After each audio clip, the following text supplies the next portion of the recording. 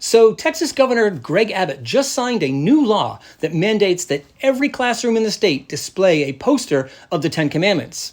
And they're basing this decree on a bogus history claim. Yeah, the advocates of this law know that it will face legal challenges because it clearly violates the First Amendment. So they've conjured up a clever workaround, a patently false assertion that the Ten Commandments is a key historical text, not a religious one, that played a central role in the founding of the Republic and the foundation of American law.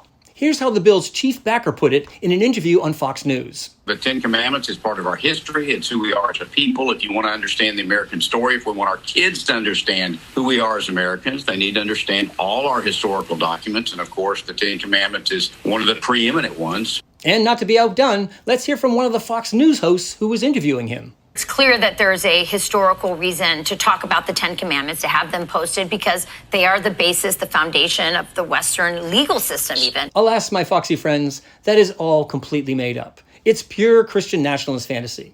And here's why. First, the Ten Commandments are not mentioned in the Declaration of Independence. Same for the Federalist Papers. Also, the Ten Commandments were mentioned 0 times at the Constitutional Convention.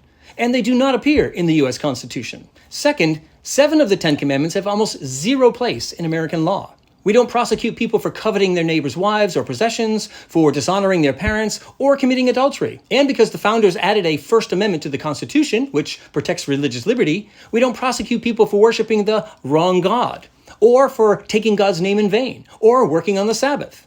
Third, only 3 of the Ten Commandments, the ones against murder, stealing, and lying, are found in U.S. law. But these prohibitions are found in countless ancient legal systems, including many established long before the Ten Commandments. Finally, none of the key founders cite the influence of the Ten Commandments.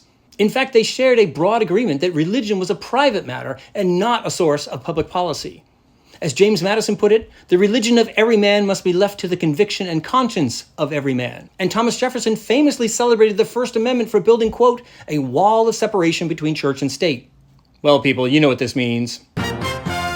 By the power vested in me as your historian at large, I hereby nominate Texas Governor Greg Abbott for a 2025 Weemsy Award. The Weemsy Awards are given out every December to spotlight the stupid, the false, and the outrageous things that people in public life say or do related to U.S. history. They're kind of like the Darwin Awards for history. You can learn all about them, where they got their name, and see all the crazy nominations for 2025 at WeemsyAwards.com.